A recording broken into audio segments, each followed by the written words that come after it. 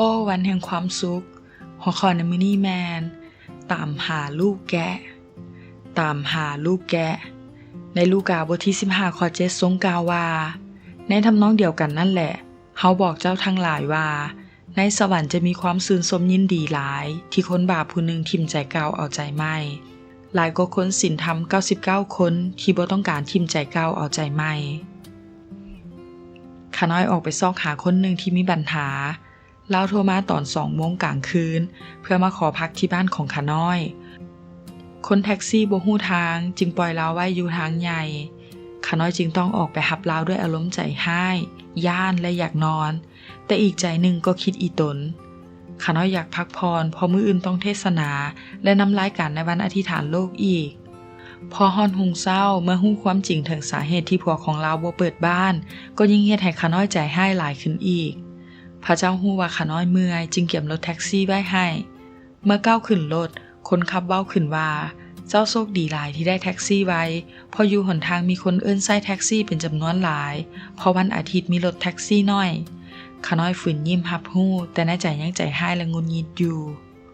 พระเจ้าตามหาข้าน้อยตลอดทางช่วงนมัสการข้าน้อยอธิษฐานว่าถ้ายังใจห้ายแบบนี้ข้าน้อยจะเทศนาบ่ได้ขอพระเจ้าช่วยให้เศร้าใจห้ายด้วยขณะที่อธิษฐานข้าน้อยเห็นภาพของเด็กน้อยคนหนึ่งหัวฟูตนโตดำคือลูกแกะที่กำลังแล่นแต่บ่ฮู้ว่าจะแล่นไปทางใดมีสายตาคู่หนึ่งกำลังเฝ้าเบิ่งแกะตัวนั้นตลอดเวลาแล้วก็มีเสียงเข้ามาในใจว่านี่คือชีวิตเจ้าเฮาบ่เคยอิดเมื่อยในการซอกหาเจ้าเลยถ้าเฮาหยุดออกซอกหาชีวิตของเจ้าจะเป็นแนวใดถ้าพระเจ้าเบื่อหน่ายและเซาออกซอกหาข้าน้อยคงจิบหายไปแล้วและบ่ได้อยู่จนถึงทุกวันนี้เจ้าออกตามหาผู้หญิงคนนี้เพียงคืนเดียวเท่านั้นและใช้เวลาบ่ดนส่วนเฮาถ้าเมื่อยซอกหาเจ้าจะบ่ฮู้จักเขาเจ้าคิดว่าเจ้ามีชีวิตที่ดีและบริสุทธิ์กว่าคนนั่นบ่ทั้งเจ้าและลาวต่างก็ต้องการพระคุณของเฮาคือกันแล้วน้ำตาแห่งใจสำนึกผิดและใจขอบพระคุณก็ไหลออกมาแทนความใจห้ายพระเจ้าบ่เคยอิดเมื่อยในการซอกหาและค้นหาลูกแกะของพระองค์เลยคือผู้เลี้ยงที่ยอมถิ่มแกะ99ตัวไว้ในคอกและออกไปตามหาแกะที่หลงหายผู้เลี้ยงจะบ่เซาหาจนกว่าจะพบ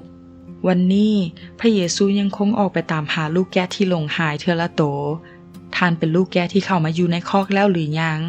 ถ้าเข้ามาแล้วก็จงอยู่ในคอกนั้นต่อไปอย่าหลงออกไปจากคอกอีกเลยเพราะข้างนอกมันอันตรายแกะจะบ่จิบหายเมื่ออยู่ในมือของพระผู้เลี้ยงและบ่มีไผมาญาติแกะไปจากพระเยซูได้เลยท่านเป็นลูกแกะแบบใดขอพระเจ้าอวยพร